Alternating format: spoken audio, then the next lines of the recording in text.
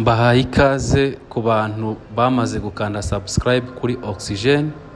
Uyu munsi tugiye kuganira ku kintu abantu benshi bakunda kwita ubukire cyangwa se gukira. Gukira rero kurimo ubusobanuro kwinshi, kuko ubundi umukire, iyo tuvuze umukire, ni umuntu utunze ariko anyuzwe, cyangwa se umukire umuntu ufite ubushobozi ariko ananyuzwe ku mutima, kuko hari n'abandi batunze ariko batananyuzwe. Aho ngabo turaza kuza kubita abakire bakiza ariko bagikennye, kuko barahari benshi batunze ariko rwose muri sosiyete uba ubona ko bataranyurwa. Kandi burya watunga menshi, watunga makeya, ariko unyuzwe. Rero dufite abantu benshi bakiza ariko bagikennye, kuko turabizi hari abantu benshi, hari abakire benshi usanga mu kabari bari kwakitinga nka ba nyiri kabari, babaye abantu b'ibitangaza. Ugera ahantu muri sosiyete akavuyanga sosiyete, ugera ahantu ku kazi niba ari umubosi, ibintu bikaba ibindi.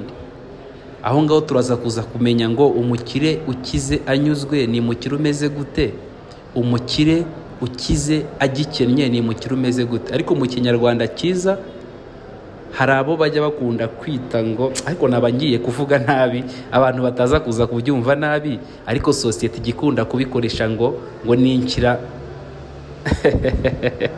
ariko nge ntago nujuje. Ariko hari abantu nyine bajya bakira ukabona rwose ntibisobanutse, ariko hari n'abandi bakira bagakirana ubupfura, bagakira ubona ko bakize kandi banyuzwe. Nge rero mugiye kubana ni The Don Oxygen.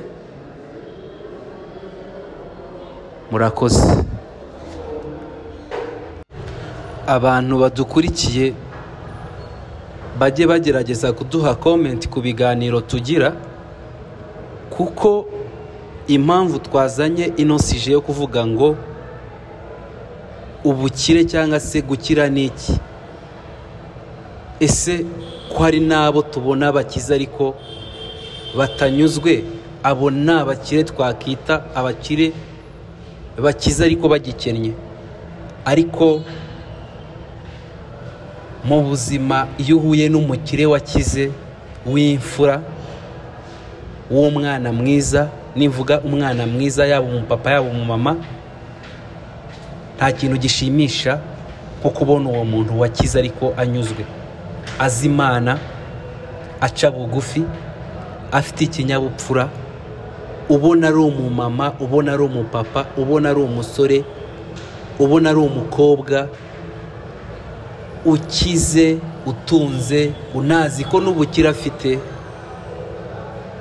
Imana ishobora byose ariyo yabumuhaye, ukabona bukoresha nk'ubukire nyine bwaturutse ku Mana.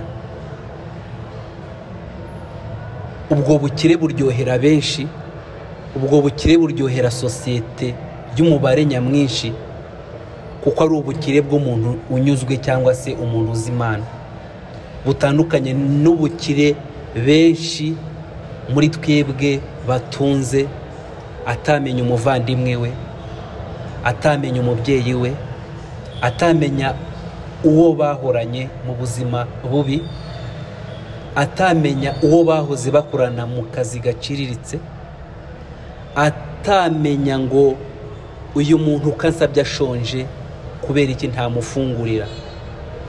Aribwo twahoze tuvuga ngo umukire ukiza akennye nta n'ubwo amenya ko inzara iryana.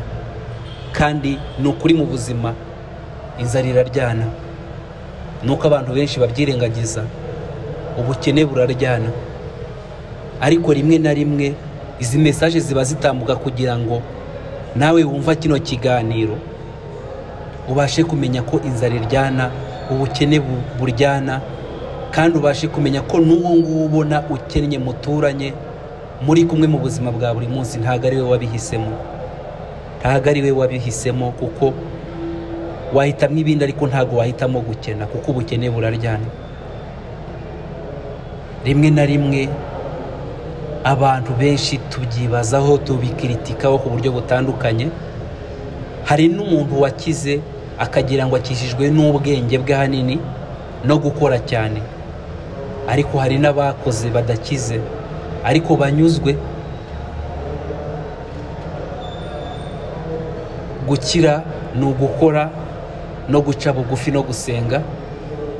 Ariko uyu munsi turi kuganira ku bantu bamaze gukira bakirengagiza aho bahoze, bakirengagiza abo bahoranye, bakirengagiza famiye baturukamo, bakirengagiza ubuzima bubi bahozemo, kuko barahari.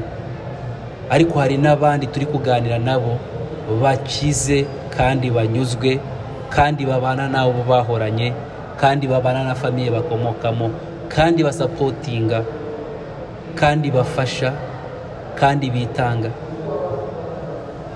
Hari umukire aho kugira ngo amene ibiryo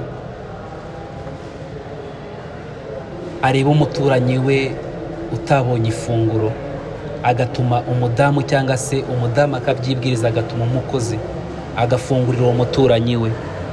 Uwo ni umukire ukize anyuzwe kandi unazi ko inzara iryana. Hari n'undi mukire ukize akimena ibiryo. Ntago gukira cyangwa se kugaragaza ubukire ari ukumena ibiryo kandi hari abantu bandagaye imihana, hari abaturanyi bashonje. Ahubwo gukira kwiza ni ukumenya ko mu gihe uhaze wishimye, ukazirikana n'abandi bantu bababaye baburaye, ukamenya ko hari abandi bantu bamaze iminsi batarya, ukabitekerezaho neza, ukagena ifunguro ryatunga abo baturanyi, ryatunga abo bantu ugenda ucaho inzira zose. Hari benshi inzara ibiri kurya, hari benshi bakiri muri bwa buzima nka bumwe nawe wari urimo.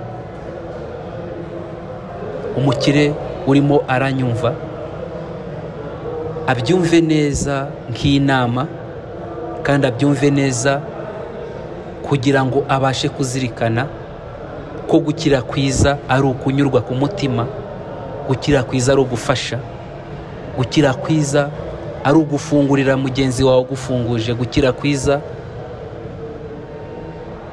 ni ukuremera abandi bantu bagukomokaho cyangwa se abandi bantu bari around yawe, kuba nabo baba abantu b'abagabo bafatika.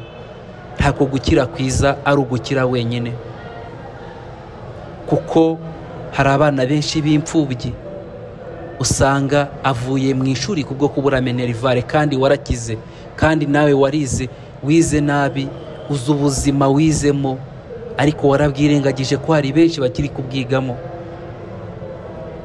Umumama uri kunyumva, umupapa ari kunyumva, wize ari imfubyi, we araza kuza kubitekerezaho anabizirikane, kuko abantu benshi ntago bize muri kondisiyo nziza, ariko benshi babonye ubushobozi, benshi barakize, birengagiza bwa buzima bwo kubura minerivare, bwa buzima bwo kubura amakayi, bwa buzima bwo kubura ibyo kurya. Abantu benshi barabyibagiwe, ariko kano kanya wowe urimo urumva iki kiganiro, ongera usubiza amaso inyuma, ongera uzirikane ko gukira kwiza ari ukuzirikana ko gukira kwiza ari ugufungurira umuntu ugufunguje, ko gukira kwiza ari ukumenya uwo mupfakazi muturanye udafite epfo na ruguru, udafite ibyo kurya, udafite ibyo kwambara, wabuze minerivare ku bana. Gukira kwiza ni ukumenya abo bana b'imfubyi bari around yawe, ukaba wakitanga mu bushobozi bukeya cyangwa bwinshi ufite. Buriya ubushyizeho itafari kw'abo bana, kandi ubutanze umusada ukomeye cyane, kandi n'Imana irabibona ikagomeza kuguha wamugisha wo kugomeza gukira. Gukira kwiza ntago ari ukwirengagiza, kuko wavutse muri famiye ikennye ntabwo ugishaka ko famiye yawe ikugerera mu rugo kubera ko wamaze gukira. Ntabwo ugishaka ko abantu bawe bagusura. Aho ngaho uribeshya cyane, kuko wirengagije ubuzima, wirengagije ko gukira kwiza ari ukunyurwa ku mutima ukabana na bagenzi bawe mu mahoro. Wirengagije ko gukira kwiza ari ugufasha abantu bige kubaho bakize kandi banyuzwe. Gukira kwiza ntabwo ari ugutunga amafaranga menshi, kuko ni benshi bayatunze ariko bayaririramo, ni benshi bayatunze ariko batanyuzwe, ni benshi bayatunze no kubona ibitotsi bigoye. Ibitotsi ni ukubyinginga kandi batunze kandi bafite n'ubushobozi. Ariko hari utunze menshi cyangwa makeya cyangwa amafaranga ari mu rugero ariko akaba anyuzwe. Gusinzira bitagora nk'abakire benshi batunze ariko batanyuzwe. Ufite no kumara n'iminsi atarasinzira, ahora anywa ibintu kugira ngo yumve ko yasinzira akagira amahoro mu mutima. Ariko ayo mahoro nta kindi kintu kiyakubuza, ahubwo nuko wakize, ukibagirwa nuko wakize. Ntusubize amaso inyuma kubo mwahoranye, ntusubize amaso inyuma kuri famiye wahozemo, ntusubize amaso inyuma ku bavandimwe, ntusubize amaso inyuma kuri sosiyete wamwe ubamo. Ahubwo warakize, uhura n'ikindi kigare cy'abakire bakize nkawe. Ariko muri kano kanya wowe uri kumva iki kiganiro, urasobanukirwa gukira ukize ko ari ugukira ku mutima kandi ko ari ugukira unyuzwe. Nubisobanukirwa urajya ubasha kuba wabona umupfakazi umenye ko afite abanyeshuri arimo arabura minerivare. Urabasha kubona umuntu ugufunguje, ubashe gutekereza neza ko inzara iryana ubyibuke, ubashe kumufungurira. Umuntu azasoni wawe ku gipangu ari gusaba, ubashe kubiha agaciro. Ntumubone nk'umuntu wasaze, ahubwo umubone nk'umuntu inzara iri kurya, kandi burya inzara iraryana. Rimwe na rimwe gukorana inzara biragoye, nubwo gusaba atari ingeso, nubwo ari benshi bibona nkaho ari ubugeso, ariko gusaba ntabwo ari ingeso. Wowe uri kumva iyi voice note, wowe uri kumva kino kiganiro,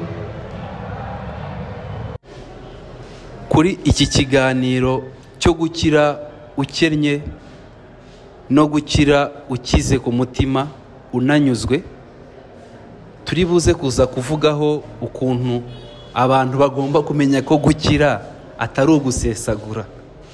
Rimwe na rimwe umujene cyangwa se umupapa cyangwa se umumama aratunga amafaranga kumva ko kugira ngo agaragaze ko akize ari ugusesagura, ari guhangana n'abantu cyangwa kwemezanya n'abantu. Ariko nyamara ntago ariko byagakwiye. Wakanyuzwe ukarekana n'abantu, kuko n'ubundi abo bantu urimo kwemezanya nabo cyangwa se uri kwemeza nibo n'ubundi bongera kugaruka bakaguseka cyangwa se bakakuvuga mu gihe wakennye. Ahubwo menya ko gukira ari ukunyurwa no kuba imfura, kurusha kumva ko gukira ari ugusesagura no kwishimisha cyane. Ari byo abantu benshi cyangwa se urubyiruko twege dukunda guhura nabyo. Uratunga amafaranga ukumva ko amafaranga ari ukuyaryamo fiyeri, amafaranga ari ukuyasohokamo, amafaranga ari umukobwa, ari uko uri kumwe n'umukobwa mwiza, amafaranga ari ugusohokera ahantu heza, amafaranga ari ukunywa inzoga nziza ihenze, ko ariko gukira. Ariko rimwe na rimwe uba wibeshya. Aho ngaho ndi kuvuga ku rubyiruko, aho ngaho uba wibeshya, kuko ubutwika ariko witwika, kuko nta mafaranga adashira, mwanabonye urugero rwiza rw'umuntu wari ukize ariko akennye, wariye amafaranga arenga miliyoni 700, kuri ubu ngubu akaba bayihangayitse, abayeho nabi, abayeho mu buzima bubi, kandi yaratunze amafaranga arenga miliyoni 700 mu mujyi wa Kigali. Abantu nibige kubaho batunze amafaranga, kandi gutunga amafaranga nta kinyabupfura rimwe na rimwe biteza ingaruka zo kuba wakongera ugakena, kuko amafaranga adafite discipline, adafite ubunyangamugayo, adafite ubupfura, ayo mafaranga n'ubundi wayatunga imyaka 10 ariko ntago yazagusajisha, na amafaranga yazashira. Kandi burya agahinda kabi ni ugutunga amafaranga nta ugasaza ukennye cyangwa se ntagusajishe. Mbigereranye no kuba wari umworozi ufite amafamu y'inka, ugasaza nta n'inka imwe ufite igukamira amata mu gihe ushaje, ukajya uvuga ngo kera nani mfite amafamu y'inka. Ni nko kuba wari ukize ugasaza wanduranya, ugasaza usaba. Uzi agahinda ko kuba wari utunze amafaranga ugasaba wowe wimye, bitewe nuko wasangiye n'abatari ngombwa. Ari byo rimwe na rimwe abantu bakora amakosa bagatunga amafaranga bagashaka gusangira na rubanda kurusha gusangira n'abavandimwe, kurusha gusangira n'abo bahoranye, kurusha gusangira n'inshuti bahoze bari inshuti cyangwa bahoze bari kumwe, agayasangira na rubanda. Kandi rubanda nta gihe wabanezeza rubanda. Inshuti wungukiye kuko watunze amafaranga, wungutse kuko mwahuriye mu kabari keza uri kunywa inzoga nziza. Inshuti wagize kubera ko uri umusore akubonanye n'umukobwa mwiza, iyo nshuti nta gihe uba uzayimarana. Ariyo mpamvu abantu bagakwiye kumenya gutandukanya inshuti, nubwo bigoye kuri ubu. Umuntu uri right cyangwa se umuntu ukwiye magakwiye kuba inshuti biragoye kuri ubu, kuko akenshi nutunga amafaranga uzagira inshuti nyinshi, ariko hazaba harimo iz'umumaro n'inshuti zitari iz'umumaro. Iga gucagura inshuti ubana nazo, kuko nizo zizatuma ugomeza gutunga ayo mafaranga utunze. Irinde kugira ibigare, kuko ibigare nta yindi rezilita yabyo usibye kuguseka mu gihe uzaba uguye hasi cyangwa mu gihe uzaba ukennye, ariko nta kindi kigare cyakugezaho. Abajeni benshi, abapapa benshi, abamama benshi, even n'abakobwa benshi, turi kubaho duhangayitse kubera abo turi kubana nabo twita ngo ni inshuti zacu, kandi by'ukuri atari inshuti zacu, ahubwo ari inshuti tubaniye uko tumeze. Ariko ubuzima bwakatwigishije kumenya abo tubana nabo kugira ngo ejo hacu hazabe heza, kurusha kubana nabo tubonye cyangwa se nabo ubuzima buri kudufavoriza kubana nabo kubera ko dusangira, dusohokana, tujyana mu tubari, tujyana gushopinga, tujyana muri gym, tujyana muri piscine koga. Mu buzima wabaho ibyo byose ubikora, ariko ubikora mu kinyabupfura, ubikorana nabo ubona ko wagakwiye kubikorana nabo. Rimwe na rimwe uzabona umujene yirengagije abo bakuranye, yirengagije sosiyete yamwe abarizwamo, kuko yakize cyangwa se kuko yikanza amafaranga. Ariko ni ikibazo gikomeye cyane. Wori muranyumva wirengagije abo mwamwe muri kumwe kuko watunze amafaranga, ukirengagiza famiye uturukamo kuko watunze amafaranga, aho ngaho uribeshya cyane, kuko nta mafaranga adashira mu gihe utayabungabunze. nta mafaranga adashira mu gihe wumva yuko ikigara ari cyo ushyize imbere. Nta mafaranga adashira mu gihe wumva ko akabari, ibiyobyabwenge, abagore, abagabo, abasore ari byo bintu wumva ko byabaye drug. Nta mafaranga adashira utamenye guca bugufi, utari gusenga. Kuko ikimenyimenyi cyangwa urugero rwiza, uzabona umubyeyi w'umupapa cyangwa w'umumama areza abana 7 bose bakaba abagabo kandi bagatunga amafaranga, ariko kubera ko bakize bakennye ugasanga baba papa na wa mumama babayeho nabi mu buzima bubi, kandi bafite abana 7, 5 muri bo barabaye abakire. Ugasanga babana 5 gutunga ababyeyi 2 cyabaye ikibazo. Abo bana rimwe na rimwe ubusanga bakiza ariko bagikennye, kubera yuko uri umuntu ukize, uri umuntu unyuzwe ku mutima. Ntago wakirengagiza papa wawe, mama wawe, wirengagiza ubuzima banyuzemo bubi kugira ngo babashe kugufasha ngo ube umugabo. Ariko abantu benshi baradamaraye, bari kwenjoyinga, rimwe na rimwe bakanirengagiza n'aba babyeyi babasapotinze, rimwe na rimwe bakirengagiza abavandimwe babasapotinze.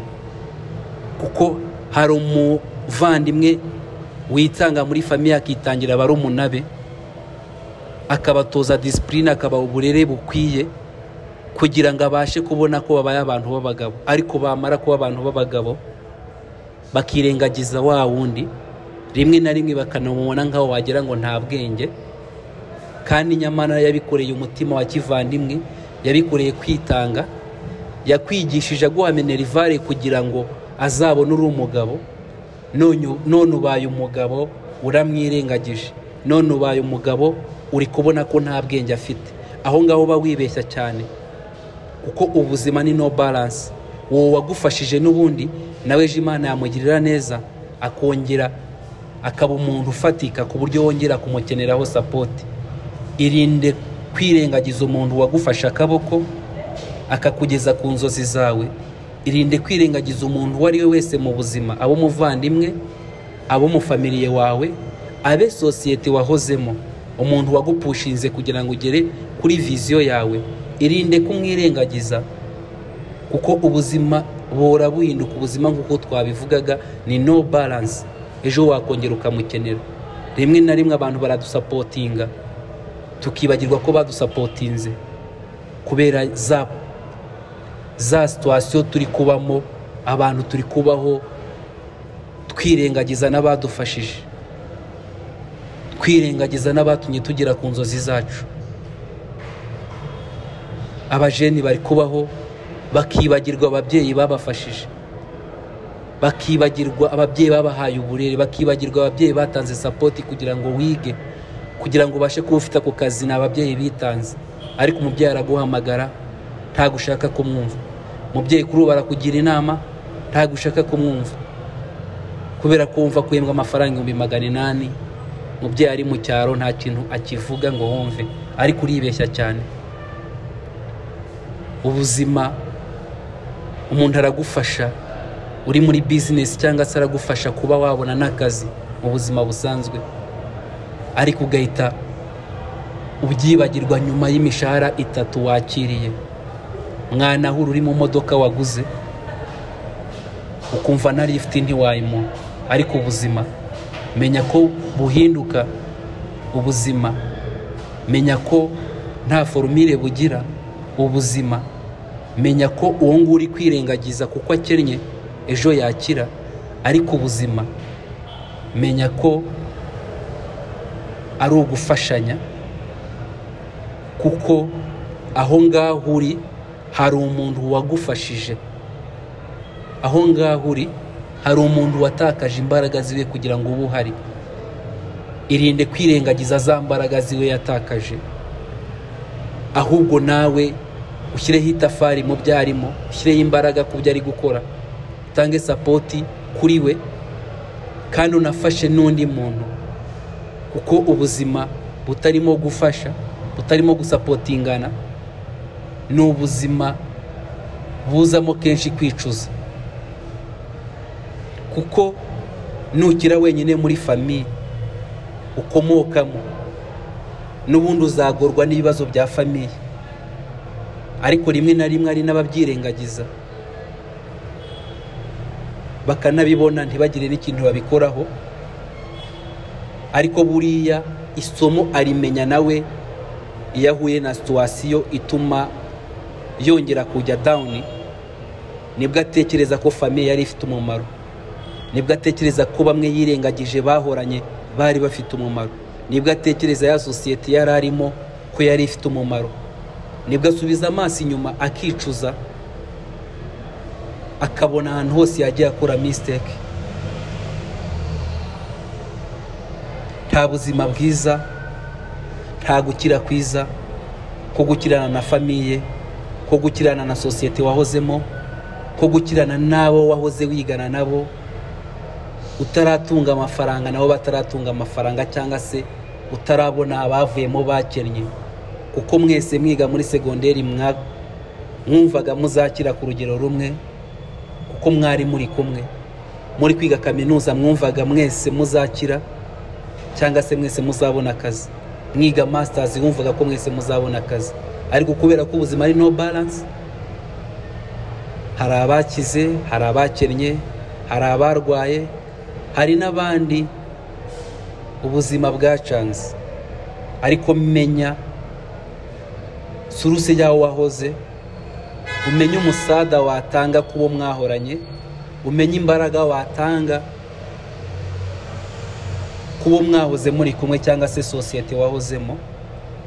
Nibyo byatuma n'abana bawe n'abana uzabyara ejo bazibukirwa ku byo papa mama wabo yakoze. Kuko ubuzima bwo ni fenomene utamenya uko bisobanura. Abantu nibige gukira bakize kandi banyuzwe, bareke kubaho bakize kandi bakennye. Rimwe na rimwe benshi dukunda gukoresha ijambo gukira cyangwa se kwita umuntu ngo uyu ni umukire, ariko gukira birimo meaning ebyiri nshatse gusobanura kuri uno munsi. Hari ugukira kuba ukize indwara wari urwaye, no gukira kubwo kuba utunze amafaranga. Ariko rimwe na rimwe abantu benshi batunga amafaranga bakitwa bakire, ariko hari n'abandi batunze amafaranga n'ubundi baba bakize bakennye. Ariyo mpamvu mu buzima gukira kwiza ni ukunyurwa, kandi gukira kwiza ni ugukira ukize kurusha gukira ukennye. Kuko hari n'abandi bantu bakize n'ubundi bakennye. Muri society uzahura nabo, cyangwa se uzahura n'abantu bakize ariko bakennye. Mu mafamiye abantu benshi bagiye bakomokamo harimo abakire ariko bakennye. Ariyo mpamvu rimwe na rimwe abantu uzumva hari uwo bise umukire ariko bakavuga ariko uyu mukire, bakaba batabyumva neza. Ubusanga ari wa mukire ukiza ariko akennye. Kuko umuntu wakiza akennye yibagirwa vuba, ugasanga ubuzima yari arimo yarabwibagiwe cyane, nta nubwo ameze nk'umuntu ukibwibuka. Niba ari umuntu wakuze wenda mu buzima bubi, Imana ikamutiza amafaranga agakira, yibagirwa vuba, akibagirwa naho yavuye cyangwa se naho yavukiye n'ubuzima bubi yakuriyemo. Ariyo mpamvu uwo mukire nyine uzasanga ari umukire ariko wakize agikennye. Umuntu wakize akennye nanone yihenura ku bandi. Rimwe na rimwe uzasanga umukire ukize utunze ariko ugikennye yihenura ku bandi cyane, kuko aba ameze nk'aho azi ko amafaranga ari we wenyine uyatunze, cyangwa se azi neza ko ameze nk'umuntu uzi neza nk'aho gukira byarangiye. Kandi gukira ni ibintu bihoraho, bimeze nko kwiga. Gukira ni nko gupfa, gukira n'ugutizwa ntago ari ibintu buhawe bya burundu, ariko umuntu wakiza akennye yirengagiza bagenzi be. Ari n'igihe rimwe na rimwe atekereza ko kuba afite amafaranga abandi batayafite, abandi ari abaswa, cyangwa se ugasanga watekereza ko ari ubwenge bwinshi n'imbaraga nyinshi yakoresheje. Mu buzima gukora ni byiza, kuko iyo ushaka amafaranga urakora, ariko hari n'abakora ntibayabone kandi si uko baba batakoze. Rero umukire wirengagiza abandi bagenzi be, cyangwa akirengagiza famiye akomokamo, cyangwa se akirengagiza sosiyete yabayemo mbere atarakira, abakiza ariko agikennye, kuko yirengagiza bagenzi be. Nanone gukira ukennye rimwe na rimwe wigira bamenya. Uba usanga mu buzima nyine wigira nyirandabizi, burya aba ari umukire ukize ariko agikennye, yigira bamenya. Kuko umukire ukize adakennye aba ari imfura rimwe na rimwe cyane. Nta nubwo ari rimwe na rimwe, ahora ari imfura, yaba muri sosiyete abamo, yaba ubuzima abamo, uba ubona ko ari umuntu w'imfura. Aba yakize akize kandi aba ananyuzwe ku mutima. Ariko umukire ukize akennye yigira bamenya, kuko abazi ko ibintu byose abizi. Ikindi kintu cy'umukire ukize akennye, aho twari turi kuvuga yirengagiza vuba bagenzi be, yigira bamenya, yibagirwa identity yiwe cyangwa se inkomoko ye. Umukire nanone ukize akennye rimwe na rimwe sosiyete arimo yigira nyirandabizi. Abazi ko nyine ubuzima bwarangiye kandi amafaranga ni amatizanyo cyangwa se ni gift Imana itanga. Uko wakiriye umushyitsi mu rugo nibyo bigena ko umushyitsi yagaruka kugusura. Rero n'amafaranga uko wayatunze ukayakira nyine nk'umushyitsi, ukamenya ko n'ejo yagenda, bituma umenya kuyatunga neza, kandi bigatuma umenya kubana n'abandi bantu. Abantu rero rimwe na rimwe nibige gukira bakize, bareke kwiga gukira bakennye, kuko umukire ukize akennye nta nubwo amenya ko inzara iryana. Rimwe na rimwe atekereza ko kuri kumusaba amubwira ko ashonje ari ubwenge buke yagize, kandi nyamara nawe ntawemera ko inzara yamurya, kuko arigiye imurya kuko byanze. Ariko rimwe na rimwe hari umukire ujye utekereza yuko uwo nguwo inzara iri kurya uri kumusaba ari ubwenge butari bwinshi yakoresheje. Ugasanga rimwe na rimwe nta nubwo yumva ukuntu umuntu aribwa n'inzara, cyangwa se ukuntu umuntu yasaba, cyangwa se ukuntu umuntu yabaho mu buzima bubi, ariko nta muntu uhitamo kubaho nabi. Rimwe na rimwe rero tujye twiga kubaho tubana, kandi tuvuge tuziga, kuko we never know, nta wamenya ejo ukuntu biba bimeze. Kuko si rimwe si kabiri tubona umuntu wari ukize cyane atunze amafaranga kuri ubu ngubu wakennye, kandi nta n'umugore ari rimwe ari kabiri tubona umuntu wari ukennye uri mu buzima bwo hasi cyane wakize. Abantu rero nibamenye ko ubuzima ari no balance, ubuzima bora buhinduka, ubuzima iteka ni up and down, ni hejuru hasi. Ntago ubuzima bugira formule, nubwo abantu benshi dukunda kubyitiranya cyangwa se dukunda kumva ko bishoboka, ariko ubuzima burahinduka, kandi none biba bimeze nabi, ejo bimeze neza. Abantu batunze amafaranga none ejo hari igihe ari bo baba batayatunze, n'abantu bakennye none ejo hari igihe ari bo baba badakennye, n'ubundi usanga nabo bakize. Niyo mpamvu rero abantu benshi nibamara gusobanukirwa ko ubuzima ari no balance, ubuzima ari up and down, ubuzima ko nta formule bugira, abantu tuzabana neza kandi tuzahuza, tuzanabana mu mahoro. Gukira ni nko kwiga, kuko kwiga nabyo ni ibintu bitajya bishira.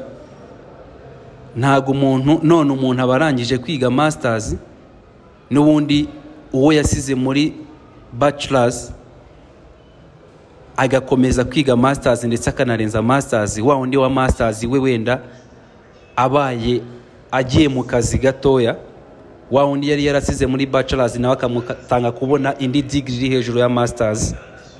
Ikindi kintu cya kabiri abantu barajya bamenya neza mu buzima, nuko ubuzima bumeze nk'imodoka ziri mu muhanda, cyangwa se gukira bimeze nk'imodoka ziri mu muhanda. Nonaha ubuturukanye n'umuntu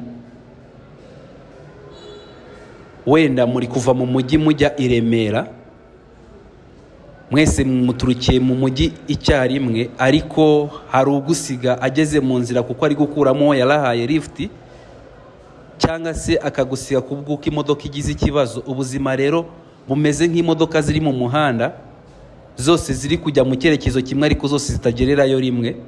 Ariyo mpamvu ubuzima bwakatwigishije kubana kandi tukabana mu mahoro, tugaturana dutuje kandi tubanye neza.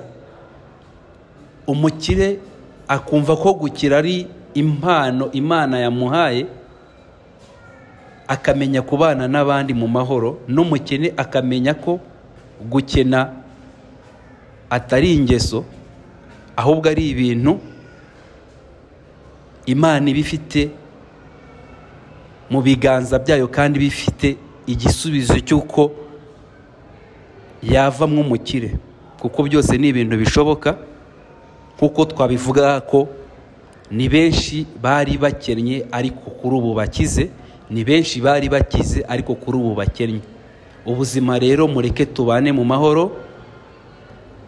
Ubuzima tumenye ko gukira kwiza ari ukunyurwa ku mutima. Gukira kwiza ari ukubana na bagenzi bawe mu mahoro. Gukira kwiza kuko na Yesu Kristo adutoza umutima w'urukundo. Gukira kwiza ari ugufasha abatishoboye.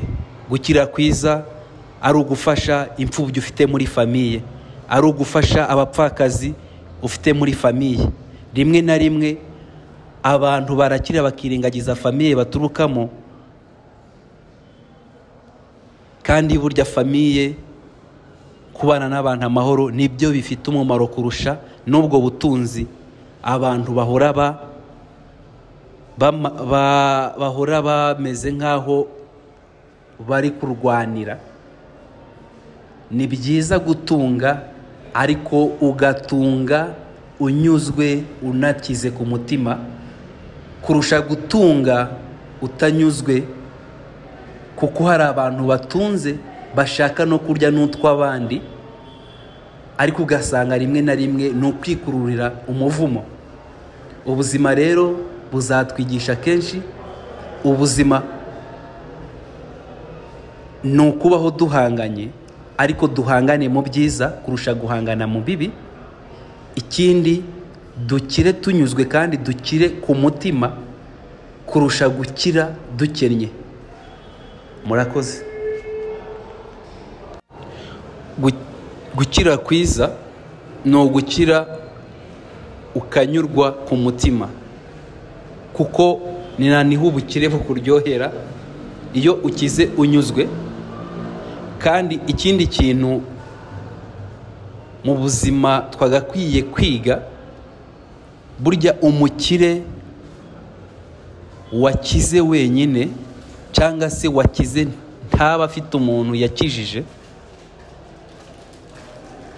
uwo mukire nanone abakize akennye, kuko niba ufite famiye uvukamo, famiye ngari, ugakira wenyine ukagira on the top, uba uri kuri risike yuko anytime wapuringa down. Mu gihe wakize wenyine muri famiye, mu gihe wakize wenyine mu bavandimwe, mu gihe wakize wenyine muri sosiyete y'abantu mwabanaga, gukira kwiza ni ugukira ugakirana n'abandi, ukagira bukiza, kuko abo ni backup n'ubundi ni inkingi ziba zizongera kugushyigikira mu gihe wahura n'ikindi kibazo runaka. Ariko iyo ukize ugashaka gukira wenyine, uba uri kuri risike yuko anytime wakena. Ariko iyo ukize ukazamura bagenzi bawe, ugakiza abavandimwe bawe, ugakiza famiye yabo muri kumwe, uba ufite imbaraga zatuma n'ikindi gihe ukomeza gukira, bitandukanye no gukira wenyine, aho uba ufite ingorane zo kuba haramutse havutse ikibazo usanga ubuzima bugusubije hahandi wavuye. Abantu rero nibige kubaho bakize, kandi bumva bakiza na bagenzi babo, bumva bakiza na famiye baturukamo, bumva bakiza n'abavandimwe babana umunsi ku wundi, kurusha kumva ko wakira wenyine. Kuko ubuzima ni ishuri, kandi ubuzima duhora twiga. Kuba wakira ni byiza wenyine, ariko ukize ufite n'uwo wakijije biba byiza kurushaho.